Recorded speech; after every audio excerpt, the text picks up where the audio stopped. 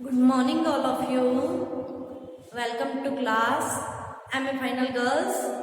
देखिए गर्ल्स, हम लोग चर्चा कर रहे थे गुप्त प्रशासन पर।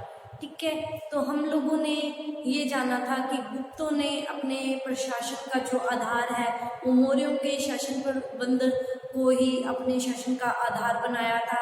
उसमें कुछ एक परिवर्तन किए थे। ठीक है, और हम लोगों ने जाना था कि मौर्यों ने अपने प्रशासन को अपनी सुविधा के लिए और शासन व्यवस्था सुचारू रूप से सुव्यवस्थित रूप से चलती रहे, इसके लिए कई इकाइयों में बांटा था। ठीक है, तो हम लोग उन इकाइयों पर चर्चा कर रहे थे। तो इस कड़ी में हम लोगों ने केंद्रीय शासन के बारे में पढ़ा कि शासन का जो मुख्य सेंटर था वो केंद्रीय शासन था, जहां से सारे नियम बनते थे, संचालित होते थे। ठीक है, और आगे की जो इकाइयां थी उनकी जो नियुक्ति है वो इसी केंद्रीय शासन के द्वारा ही की जाती थी। और हम लोगों ने ये भी जाना था कि केंद्रीय शासन का प्रधान राजा होता था और उसकी सहायता के लिए उसकी मंत्री परिषद होती थी। ठीक है, और इसके पश्चात हम लोगों ने पढ़ा कि समस्त केंद्र को या समस्त राज्य को प्रांतों में बांटा हुआ था। ठीक है, और फिर हम लोगों ने प्रांतों के शासन के बारे में पढ़ा था। ठीक है, प्रांतीय शासन के पश्चात हम लोगों ने ये जाना था कि प्रांत क्या है, जिलों में बटे हुए थे। ठीक है, हम लोगों ने जिलों के प्रशासन के बारे में जाना था। आज हम जानकारी लेंगे नगर प्रशासन के बारे में। ठीक है, तो देखिए गुप्त अभिलेखों से हमें नगरों के बारे में भी जानकारी मिलती है। ठीक है, और नगर का जो प्रधान व्यक्ति होता था या नगर का जो मुखिया होता था, नगर का जो अध्यक्ष होता था, उसको क्या कहा जाता था? पुरपाल कहलाता था। नगर का जो प्रधान व्यक्ति होता था, इसको हाईलाइट कर रही हूँ, नगर का जो प्रधान व्यक्ति होता था वो पुरपाल कहलाता था। ठीक है, और इसकी सहायता के लिए, पुरपाल की सहायता के लिए या नगरों का जो प्रबंध करती थी, नगरों का प्रबंध करने के लिए नगर पालिका जैसी संस्था थी। ठीक है, नगरों का जो प्रबंध था वो नगर पालिका के द्वारा किया जाता था।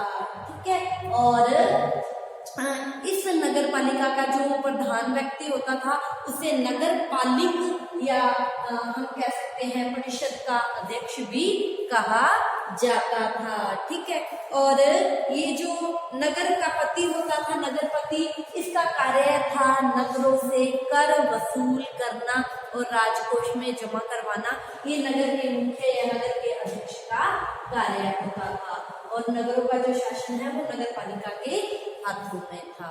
ठीक है, अब देखिए हम अगली इकाई, नगरों के पश्चात जो अगली इकाई है ग्राम प्रशासन, ग्राम प्रशासन के बारे में चर्चा करेंगे।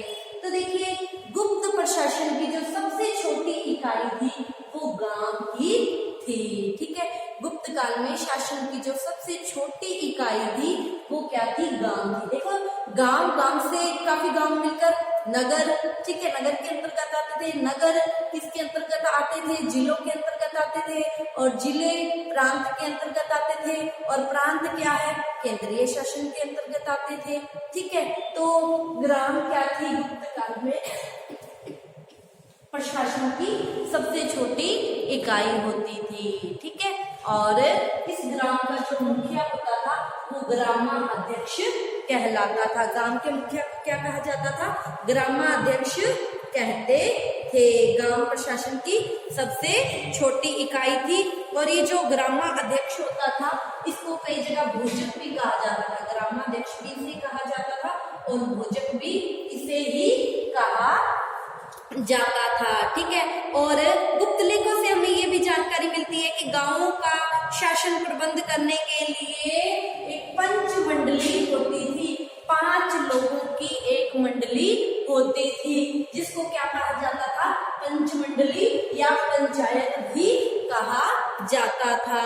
और ये जो पंचमंडली होती थी ये गांवों के प्रशासन के लिए क्या होती थी? उत्तरदायी होती थी। ठीक है, और इस एक पंचायत के अंतर्गत कई गांव आते थे। ठीक है, जैसे अब जाना हम लोगों ने गांव का अध्यक्ष ग्रामाध्यक्ष होता है। ठीक है, और गांव का शासन प्रबंध करने के लिए पंचायत होती थी, और ये जो पंचायत होती थी कई गांवों की एक ही पंचायत होते थे। ठीक है, और इसका कार्य था गांवों की शासन व्यवस्था को सुचारू रूप से संचालित करना। ठीक है, और गांव की सुरक्षा का प्रबंध करना। ठीक है, गांव वालों के जो मुकदमे होते थे, आपस के जो झगड़े होते थे, उसका निपटारा कौन करती थी? ये ग्राम पंचायत ही करती थी। और देखिए, ये ग्राम पंचायत का जो अध्यक्ष होता था, इसका जो कार्य होता था वो ये था कि गांव से सारा राजकोष इकट्ठा करके, गांव से सारा कर इकट्ठा करके राजकोष में जमा करवाना, ये भी गांव का जो अध्यक्ष होता था उसका एक कार्य था। ठीक है, और ये देखिए, ये जो गांव के आपसी निपटारों का जो निर्णय करती थी, ये जो पंचायत होती थी, ठीक है, ये इस पंचायत का जो अधिकार था, ठीक है, वो हम ऐसे नहीं कह सकते कि इसको राजाओं द्वारा प्रदत्त था। ठीक है, ये अपनी मनमानी कर सकते थे, नहीं। ये जो ग्राम पंचायत होती थी, इसके सदस्यों का क्या होता था? निर्वाचन होता था। ये गांव के सदस्यों के द्वारा ही ये व्यक्ति चुने जाते थे या फिर क्या होते थे? मनोनीत होते थे।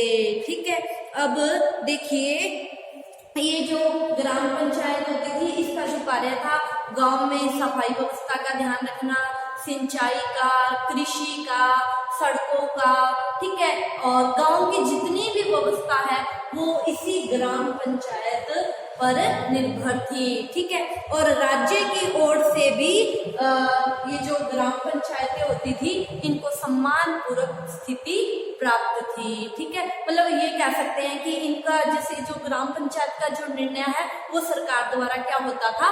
मान्य होता था। ठीक है, तो ये ग्राम क्या थी? शासन की, गुप्त काल में शासन की सबसे छोटी इकाई थी। ठीक है, तो इस तरह हम लोगों ने नगर प्रशासन के बारे में जाना, ग्राम प्रशासन के बारे में जाना।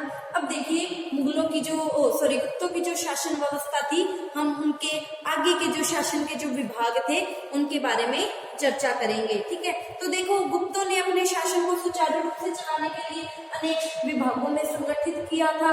तो सबसे पहले हम लोग राजस्व विभाग के बारे में जानेंगे। ठीक है, राजस्व से मतलब है कर, कर से मतलब है टैक्स। ठीक है, तो देखिए, गुप्त काल के लेखों से हमें जानकारी मिलती है कि गुप्त काल में जो कर या जो टैक्स थे वो 18 थी, उनकी संख्या 18 तरह के टैक्स लिए जाते थे। ठीक है, 18 तरह के कर लिए जाते थे, और इन 18 करों में जो सबसे प्रधान कर था, जो सबसे बड़ा कर था, वो कौन सा कर था? प्रधान कर कौन सा था? भूमि कर सबसे प्रधान कर था। क्योंकि आप लोग जानते हो कि गुप्त काल की अगर हम बात करते हैं, है ना, जो गुप्त काल का जो शासन था, है ना, वहाँ की जो जनता थी, ज्यादातर जनता क्या है? कृषि पर ही निर्भर थी। अगर राज्य की जो आय का जो सबसे बड़ा साधन था वो ही भूमि कर ही राज्य की आय का सबसे बड़ा साधन था। राज्य की आय से मतलब है कि राज्य को, एक राज्य चल रहा है, इसको आय कहाँ से हो रही है? पैसा कहाँ से आ रहा है? ठीक है, वो कहाँ से आ रहा था? इस जो जनता पर कर लगते थे। ठीक है, और उन करों में सबसे प्रधान कर कौन सा था? भूमि कर था। क्यों? क्योंकि ज्यादातर हमारे यहाँ की जनता क्या थी? किसान थी, कृषि का कार्य करती थी। अतः प्रधान कर कौन सा था? भूमि कर था। ठीक है, और ये जो भूमि कर है, ये भूमि की नियमित क्या होती थी? माप होती थी, और माप के द्वारा ही तय किया जाता था। और जो खेतों के स्वामी होते थे और उनका कितना खेत है, उसको सबको क्या है? लिखा जाता था, और उसी के आधार पर भूमि कर लिया जाता था। ठीक है, अब देखिए, ये जो भूमि कर है, बहुत सारी जगहों पर भूमि कर को अपने क्या देते हैं? भूमि कर, और कई जगह आपको भाग मिलेगा। भाग मतलब हिस्सा। ठीक है, भूमि कर जो दिया जा रहा है, कितना हिस्सा दिया जा रहा है, कई जगह आपको भाग मिलेगा और कई जगह आपको उद्रक शब्द लिखा हुआ मिलेगा।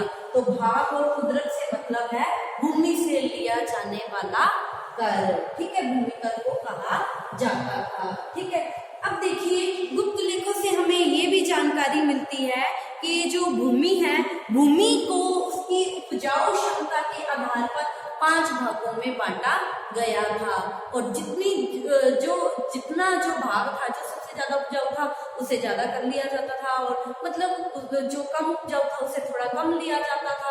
ठीक है, अगर हम औसत निकालते हैं, तो जो भूमि कर है वो 16 से 25% तक से 25% से तात्पर्य ये है कि अगर 100 बोरी कनक की हो रही है तो 16 बोरियां तो ली ही जाती थी। कई बार जैसे आगे बढ़ता घटता भी रहता था कर, तो 25 लाख थी, ठीक है। 16 से 25% अगर भूमि कर लिया जाता था, ठीक है। और ये जो भूमि कर है ये ज्यादातर अन्न के रूप में लिया जाता था, मुद्रा के रूप में, मुद्रा मतलब पैसा, मुद्रा के रूप में ये भूमि कर बहुत ही कम लिया जाता था, ठीक है।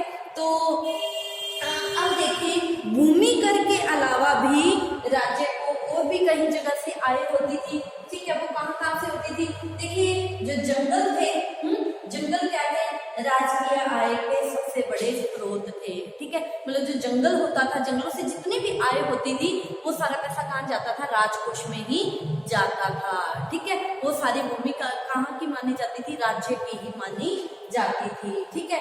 इसके अलावा जो शिल्पी होते थे उनसे भी कर लिया जाता था। इसके अलावा जो बाहर से सामान आता जाता था, व्यापार होता था, उस पर भी चुंगी लगती थी, टैक्स लगता था, कर लगता था, ठीक है। इसके अलावा राज्य में जो नशीली वस्तुएं बनती थी, नशीली वस्तुओं पर भी क्या लगता था? कर लगता था, ठीक है। इस तरह राज्य का ये आय के साधन माने गए हैं, या ये हम लोगों ने राजस्व विभाग के बारे में चर्चा की, ठीक है। और अगले विभागों के बारे में हम कल की क्लास में चर्चा करेंगे। आज की क्लास के लिए इतना ही। आप इसका स्क्रीनशॉट ले लीजिए। Thank you all of you.